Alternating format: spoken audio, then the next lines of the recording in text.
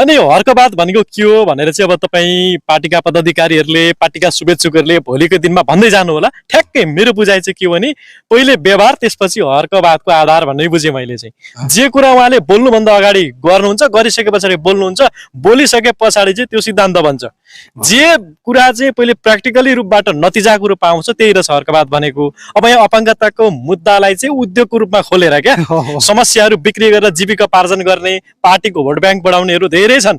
मलाई त थाहा नै थिएन हर्क साम्पाङले यति मजाको चाहिँ अपाङ्गता पुनर्स्थापना केन्द्र बनाउनु भएको रहेछ भनेर मलाई थाहा थिएन। अनि तपाईँले भनेपछि थाहा भयो कति राम्रो कन्सेप्ट।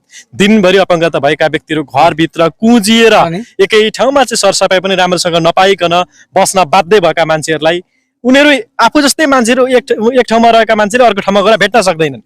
तर सबैजना आफू जस्तै मान्छेहरू भेट्दा अब उहाँहरूको हौसला पनि बढ्छ, सरसफाइ पनि पाउने भए, होइन यस्तो राम्रो ठाउँमा आउन पाउने भए। यो त कति राम्रो प्रचारै नगरिकन काम गर्नुभएछ मेयर हर्क साम्पाङले। हामी सबैको तर्फबाट धेरै धेरै धन्यवाद।